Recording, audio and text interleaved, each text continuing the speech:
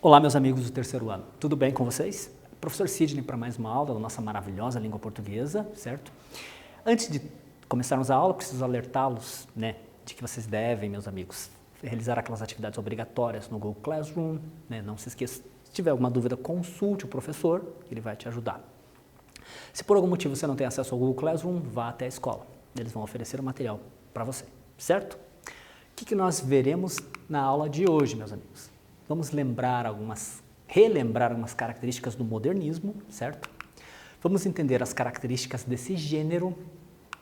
Vamos entender os aspectos do verbo, muito importante isso.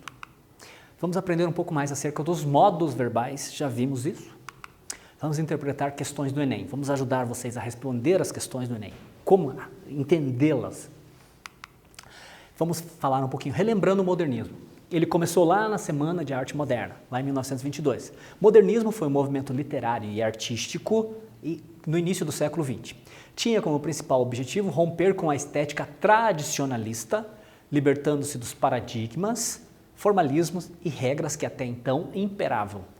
No Brasil, o modernismo preconizava a independência cultural do país, sendo valorizada a cultura cotidiana brasileira. Em específico, a linguagem popular, trazer uma linguagem mais popular para os textos.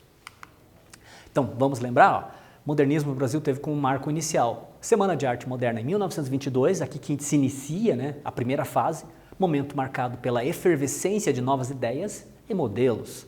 O modernismo foi um movimento cultural, artístico e literário da primeira metade do século XX. Tá, primeira fase, segunda fase e terceira fase. A primeira fase, de 1922 a 1930, chamada de fase heróica, foi a mais radical no rompimento com os paradigmas tradicionais, certo? Segunda fase, 1930 a 1945, também chamada de geração de 30, foi uma fase de consolidação do modernismo brasileiro. Terceira fase, 1945 a 1960, também chamada de geração de 45, essa geração de 30, geração de 45. A última fase do modernismo, considerada por muitos como pós-modernismo, é caracterizada pela liberdade. Certo, meus amigos? Então, essas são as características do modernismo. Primeira, segunda e terceira fase. Vamos para a primeira atividade, meus amigos? Vamos relembrar quais são os autores da primeira fase do modernismo, onde ela se iniciou lá. Na literatura foram: letra A, Lima Barreto, Augusto dos Anjos e Oswald de Andrade. Letra B, Mário de Andrade, Manuel Bandeira e Oswald de Andrade. C, Mário Quintana, Mário de Andrade e Patrícia Galvão. Letra D, Manuel Bandeira, Tarsila do Amaral e Lima Barreto. Então, eu quero que vocês me respondam e já voltamos.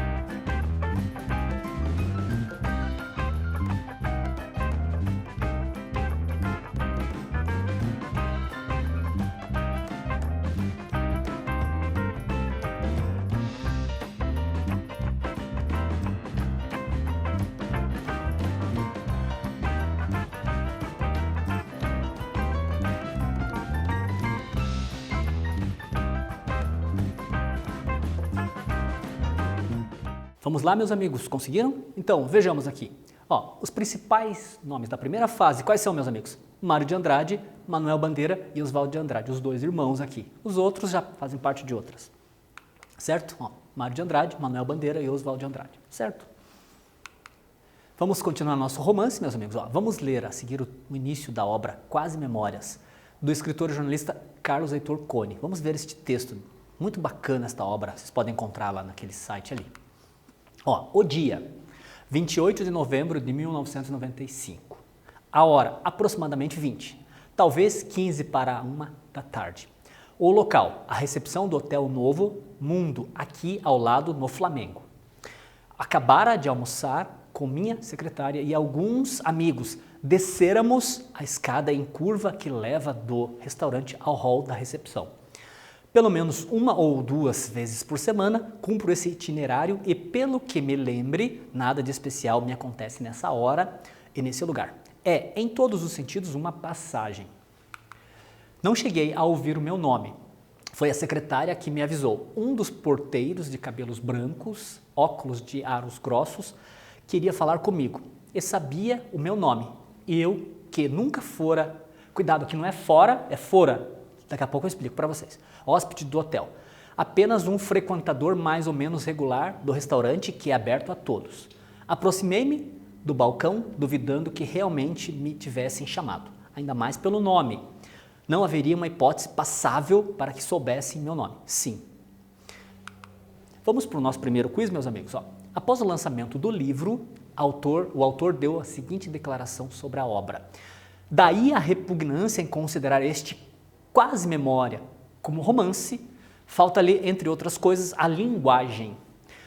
Ela oscila desgovernada entre a crônica, a reportagem e até mesmo a ficção. Prefiro classificá-la como quase romance, certo?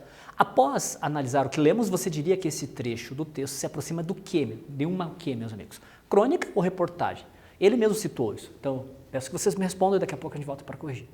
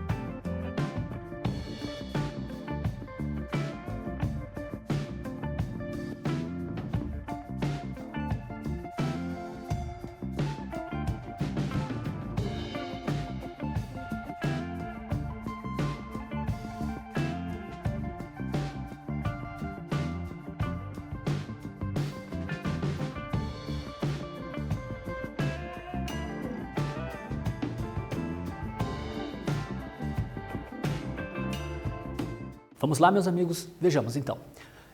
Deste trecho, esse pequeno excerto aqui, meus amigos, o que vocês acham?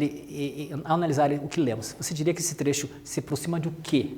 Olha só, ele mesmo diz que oscila desgovernado entre a crônica, a reportagem e até mesmo a ficção. Meus amigos, ele é muito parecido com a crônica. Por quê? O autor ele narra os fatos de uma forma o quê? Cotidiana, que é mais cotidiano, que acontece com as pessoas, estando em algum dos lugares, enfim. Vamos continuando o nosso texto. O porteiro tirou os óculos, cuidado, a gente fala tirou os óculos, nunca fale tirou o óculos, esse vocábulo é pluralizado. Abriu uma gaveta embaixo do balcão e de lá retirou um embrulho, que parecia um envelope médio, gordo, amarrado por barbante ordinário. Até mesmo o cheiro, pois o envelope tinha um cheiro, era o cheiro dele, de fumo e água de alfazema que gostava de usar.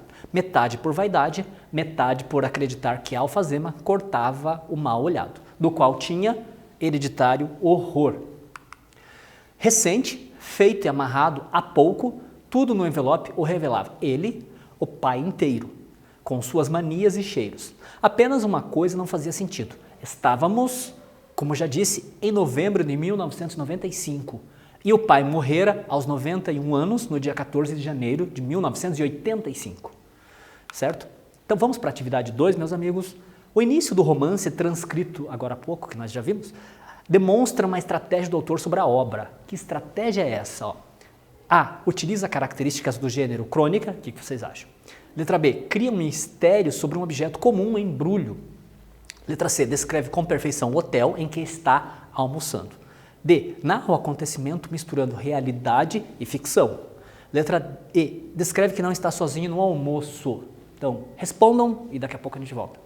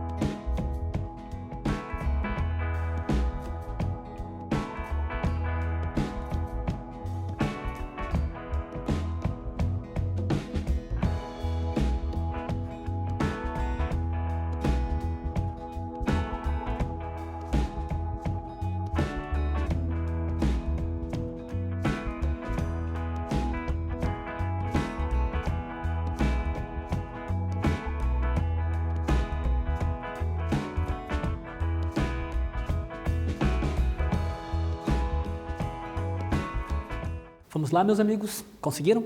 Vejamos. Então, o início do romance transcrito ali demonstra que a estratégia do autor sobre a obra. Que estratégia é essa? Ó, ele utiliza características do gênero crônica, até pontua, até ele mesmo fez uma comparação.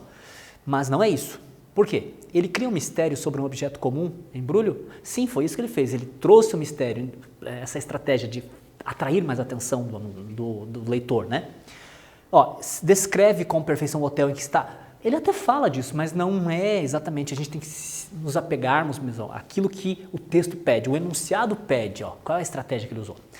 Narra o acontecimento misturando realidade e ficção? Não apareceu ficção aqui. Descreve que não está sozinho no almoço? Até fala disso, mas a importância do que nós queremos ver aqui é o quê? O mistério sobre um objeto comum, que atrai aquilo para o texto dele.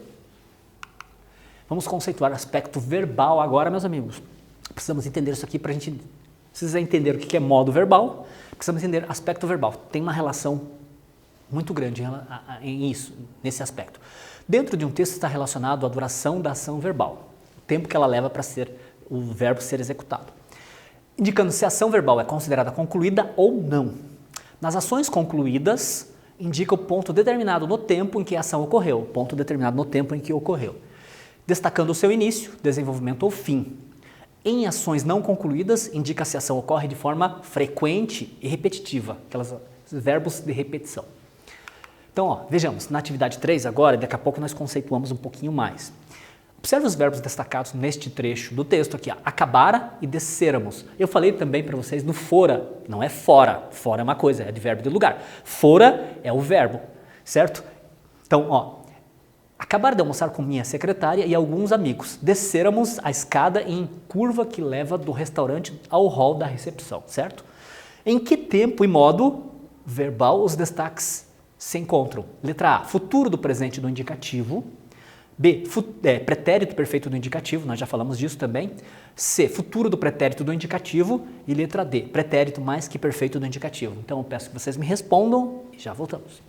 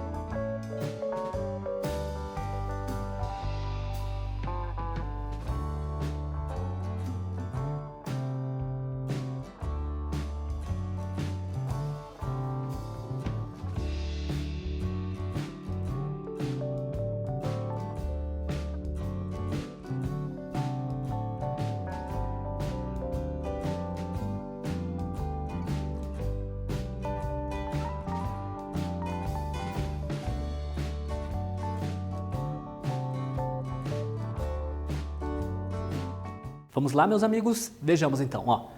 Pessoal, não é comum nós usarmos no nosso dia a dia, aqui no Brasil principalmente, as pessoas usam, em vez de usar nesta conjugação, nós usamos a forma composta. E do que eu estou falando? Estou falando do pretérito mais que perfeito. Amara, nós não falamos amara, nós falamos tinha amado. Né? Acabara, nós não falamos acabara, tinha acabado. Repare que nós usamos a forma composta. Composta com dois verbos, exerce a função de um só. Mas aqui se trata acabara, desceramos. O fora, que eu acabei de falar, me remeter ali, então são todas formas do pretérito mais que perfeito. Aquela forma da qual a gente falou, meus amigos, aquela ação que ocorre, tem uma ação, aqui está o presente, eu tenho uma ação no passado aqui. O pretérito mais perfeito é uma ação mais antiga ainda, ela está anterior àquela no passado, certo? Então vamos lá para o nosso quiz agora. Quando pensamos no aspecto verbal, podemos dizer que os verbos acabara e descermos, acabamos de falar sobre isso, indicam que a ação está o quê? Concluída ou não concluída? Peço que vocês me respondam e eu já volto.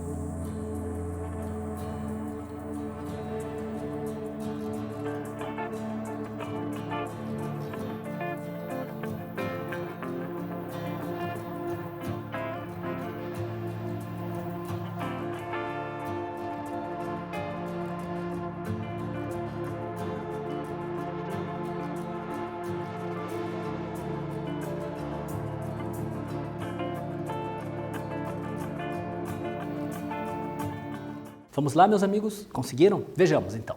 Quando pensamos no aspecto verbal, podemos dizer que os verbos acabara e desceramos indicam que a ação verbal está o quê? Eu falei a vocês, meus amigos, agora há pouco, o pretérito mais que perfeito. Nós, aqui no Brasil, usamos pouco o pretérito mais que perfeito na sua forma. Nós usamos mais o pretérito mais que perfeito na forma composta. Por exemplo, tinha acabado. Eu poderia usar acabara. Certo? Acabara. Eu poderia falar para vocês assim, ó, eu almoçara. Nós não falamos dessa maneira, nós falamos tinha almoçado. O que é então? Se aqui nós temos acabara e descermos, lembra-se também do fora, acabei de falar ali, não, é fora, não se trata de fora de verbo de lugar. Fora também é pretérito mais que perfeito. Aquela ação que está anterior, eu tenho aqui o presente, tenho uma ação no passado e o mais que perfeito está anterior a eles ainda. Então, anterior a esta ação no passado aqui, certo? Essa é a ideia do pretérito mais perfeito. Professor, me dê um exemplo de pretérito mais que perfeito. Imaginemos, alguém me liga alguém me liga ontem, eu converso com ela hoje. Ontem, quando você me ligou, eu já tinha almoçado. A ação de almoçar é anterior à ação do telefonema. Então, ontem, quando você me ligou, eu já almoçara. Eu almocei antes da pessoa ter me ligado. Vocês entenderam o que é o pretérito mais que perfeito agora? Então, aqui, ó, acabar e descermos se tratam do quê? Se eu tenho um pretérito mais perfeito, imaginem só, meus amigos, ó, ação no passado, aqui está o presente, aqui está o passado, o pretérito mais que perfeito está anterior ainda, então ele tem que ser concluído totalmente, meus amigos, no passado, certo? Ele se conclui totalmente, ok? Vamos lá, vamos entender o aspecto verbal agora, ó. Aspecto perfectivo, aquela ação, por isso que o nome, pretérito perfeito, é aquela ação que começou e já se encerra, ela acaba. Indica que a ação está totalmente concluída, sendo facilmente concebido o começo, o desenvolvimento e o final. Marquem estas palavrinhas, são importantes. Exemplo, ó, os alunos fizeram os exercícios na segunda-feira. Repare que até o advérbio de tempo aqui ajuda a gente a entender. É uma ação que já começou e já se encerrou. Ela foi rápida e já se encerrou. Aspecto imperfectivo. Indica que a ação não está totalmente concluída. Ela se iniciou, mas se estende, não sendo possível identificar o começo, o desenvolvimento e o fim dessa ação, que se encontra incompleta. Ó, exemplo, ó, os alunos faziam os exercícios apenas quando sobrava tempo. Este verbo aqui, ó, faziam, pretérito imperfeito, meus amigos. A ideia, por isso que tem esses nominhos. Pretérito imperfeito, começa e se estende. Lembra que eu mostrei no desenhinho uma vez para vocês, aquele desenho que é uma ação que começa e se estende. Vamos lá, ó, aspecto incoativo ou inceptivo. indica que o foco da ação está no seu início. Então, o foco da ação, a ação ela começa e vai se estendendo. O ponto principal aqui do inceptivo é que no começo vai até ele foca no início. Aspecto cursivo permansivo indica que o foco da ação está no seu desenvolvimento, então na execução dele. Aspecto conclusivo terminativo indica que o foco está no fim, certo? Aspecto pontual indica que a ação é momentânea, ocorrendo apenas num determinado momento. Aquela ação rápida que já se encerra. Aspecto durativo é a ação contínua, meus amigos, não sendo momentânea, ocorre de forma duradoura ou repetitiva, aquela ação que começa e se estende, ou aquela repetitiva, que se faz todos os dias, todas as horas, todos os meses. Aspecto contínuo indica uma ação continuada, que ocorre de forma frequente. Imagine, ela acontece frequentemente. Aspecto descontínuo indica que há um começo, mas há um lapso e depois ela recomeça, mas não é frequente, ela começa aqui, pula-se um tempo, faz de novo. Frequente, bem certinha. Vamos para a atividade 4 agora, meus amigos. Sobre os aspectos e modos verbais, está correta a sequência. 1. Modo verbal que expressa ideia de certeza quando um fato é concluído como real. 2. Modo verbal que expressa dúvida, incerteza, quando há poucas possibilidades de concretização da ação verbal. 3. Modo verbal que pode estar na forma afirmativa ou na forma negativa. Expressa ideia de ordem, importante isso, conselho ou pedido. Então, respectivamente, nesta ordem aqui, meus amigos, eu quero que vocês me respondam. Letra A, modo imperativo, modo subjuntivo, modo indicativo. Letra B, modo imperativo, modo indicativo, modo subjuntivo. C, modo indicativo, modo subjuntivo, modo imperativo. Letra D, modo indicativo, modo imperativo, modo subjuntivo. Então eu peço que vocês me respondam respectivamente naquela ordem e eu já volto para a gente corrigir.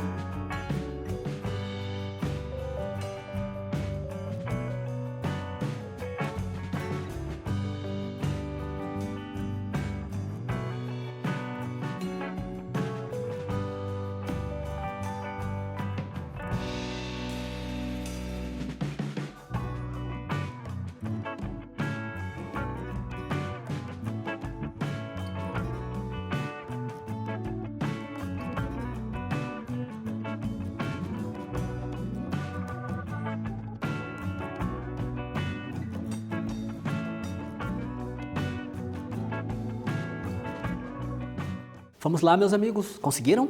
Então vejamos. Ó, letra A, B, C e D. Vamos voltar para nós relembrarmos aqui. Ó. Então, na 1, modo verbal que expressa certeza, vocês se lembram? Modo verbal que expressa dúvida, vocês também devem se lembrar. Modo verbal que, na forma afirmativa ou negativa, expressa o quê? Ordem, conselho, pedido, né? Opinião, dica, você se recorda. Então, respectivamente, meus amigos, lembram-se, o modo verbal que expressa certeza, qual é? Indicativo. Modo verbal que expressa dúvida, lembram? Subjuntivo. Modo verbal que expressa na afirmação ou na negação, expressa ordem, conselho, pedido. Vocês se lembram? Imperativo. Então vejamos aqui, qual nós poderíamos. A letra A, modo imperativo? Não. Imperativo é a última, lembram-se, respectivamente. Letra B, modo imperativo? Também não, se essa estiver errada, essa também está. A letra D, modo indicativo? Sim. A 2 agora, respectivamente. Modo imperativo? Não, a segunda nós vimos é subjuntivo. A única correta, então, que pode estar correta é a letra C, modo indicativo, modo subjuntivo e modo imperativo, respectivamente. Vamos para o nosso questão do Enem agora, meus amigos. Quero que vocês aprendam, vamos atacar as questões do Enem de um outro modo, eu quero ajudar vocês. Tudo que vocês estiverem observando aqui, meus amigos, é importante. Quando vocês estiverem lendo o texto do Enem, se apeguem a todas as informações possíveis, inclusive o autor e até o título que está aqui, ele remete a esta obra aqui. Ó. Então, eu quero que vocês observem tudo isso, inclusive até o ano. Vamos lá, a leitura. Do amor à pátria. Opa, observem o título. São doces os caminhos que levam de volta à pátria. Opa, ele já apresentou a ideia, certo? Não, começou com uma contradição. Não, a pátria amada de verdes mares bravos. Então ele disse, ó, vou falar da pátria, mas não é essa que você pensa, certo? A mirar em berço esplêndido o esplendor do Cruzeiro do Sul. Daí, ó, ele volta de novo, ele fala a respeito de uma contradição, ó. Mas há uma outra mais íntima, pacífica e habitual. Então ele apresenta a ideia de que vai falar da pátria, mas não é essa que você está pensando, mas é uma outra pacífica, íntima e habitual. Vocês entenderam? Aí o texto já nos diz muito. Então se apeguem a este trecho aqui. Uma cuja terra se comeu em criança. Uma onde se foi menino ansioso por crescer. Uma onde se cresceu em sofrimentos e esperanças, plantando canções, amores e filhos ao sabor das estações. Certo, meus amigos? Entendido até aqui? Vamos lá então para a atividade. O nacionalismo constitui, isso é característica do nacionalismo, do modernismo também, constitui tema recorrente na literatura romântica e na modernista. No trecho, a representação, meus amigos, da pátria ganha contornos peculiares. Olha, ele está falando aqui, ó, se apeguem a essas informações no Enem, meus amigos. Ele está falando, ganhou contornos peculiares. Quando ele fez aquelas duas contradições, ele quis apontar por uma peculiaridade da questão do texto, na obra. Então, vamos responder aqui. Ó. A letra A. O amor àquilo que a pátria oferece é grandioso e eloquente? O que vocês acham? Letra B. Os elementos valorizados são intimistas e de dimensão subjetiva? O que vocês acham? Letra C. O olhar sobre a pátria é ingênuo e comprometido pela inércia? Letra D. O patriotismo literário tradicional é subvertido e motivo de ironia? E letra E. A natureza é determinante na percepção do valor da pátria? Então respondam, meus amigos, e eu já volto.